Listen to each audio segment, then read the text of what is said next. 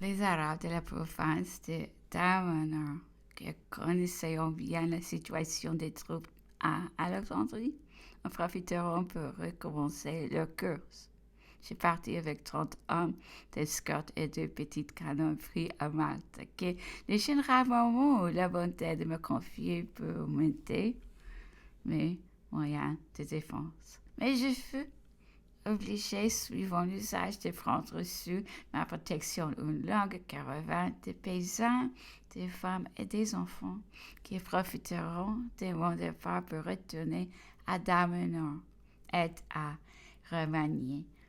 Nous n'eûmes pas fait de lieu que les Arabes commenceront à voltiger sur nos flancs. L'infanterie française, qui quelques mois avant n'avait pas même le courage de se sauver devant un Arabe, avait pris si promptement l'habitude de les braver que j'avais peine à les empêcher de s'écarter dans la plaine et peu les attendre. Elle leur tirait des coups de fusil.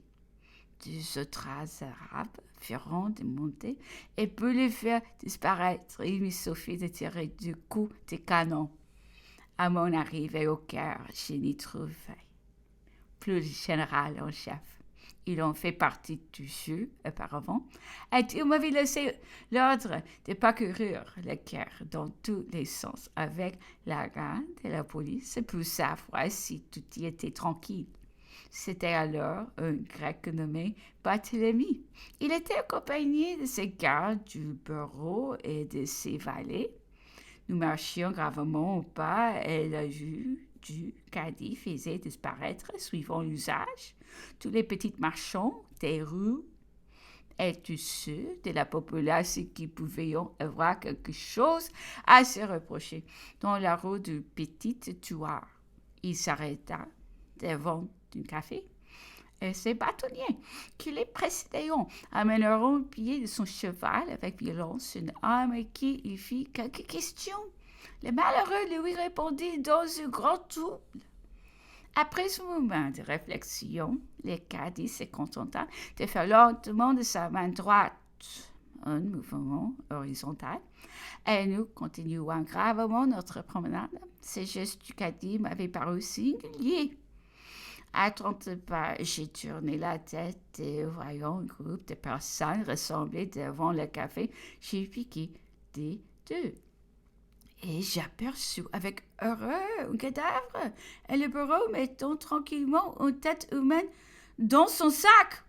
Qu'est-ce que c'est que cela, dis-je. Au caddie? Oh, me répondit-il froidement. C'est une troll qui était chef dans la révolte du cœur et qui m'avait échappé. J'ai exigé de lui qu'il dressât un procès-verbal pour être remis au général en chef. Il est probable que ce malheureux était coupable, mais je crois que ma présence et l'envie de donner une preuve de sa justice sévère ont été la cause de sa mort. Reste ses exécutions n'étant pas rares. Le cadi marche toujours accompagné de barreaux.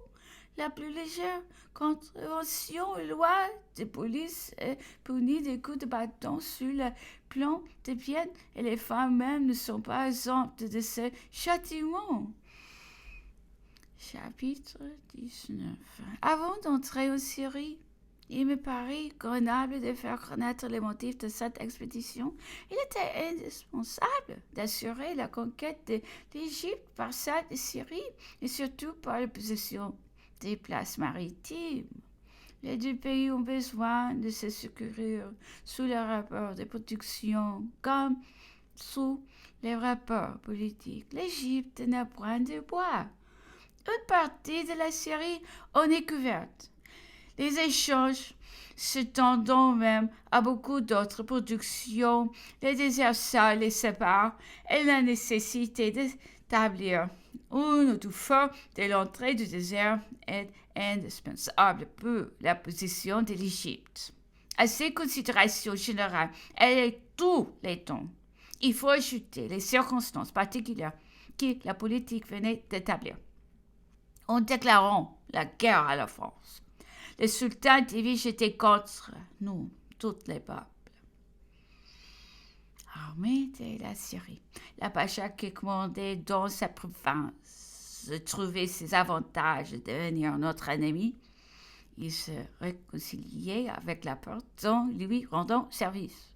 Il tirait beaucoup d'argent des Anglais et trouvait par la guerre moyen de se mettre au d'éloigner de lui Ibrahim Bey, dont la présence en Syrie appartenait à l'iniquité même.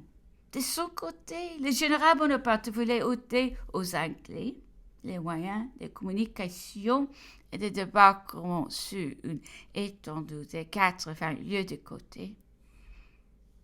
Il comptait s'emparer des places maritimes plus les fortifier. Il espérait mettre dans son parti une portion considérable des peuplats de Syrie, et particulièrement les Druzes et les Maronites, musulmans schismatiques dont les mœurs ne s'accommodent point avec celles des Turcs et qui n'ont d'autres points de contact avec eux que les impôts énormes qu'ils sont obligés de payer et les vexations de toute espèce qu'ils sont forcés de subir. Enfin, il espérait contraindre par là la porte à s'expliquer ouvertement car il ne connaissait pas encore la déclaration de guerre des Turcs contre la France. Il mit à la tête de ses troupes d'expédition le général Régnier, qui commandait l'avant-garde, le général Kléber, le général Bon, le général Lannes et Murat pour la cavalerie,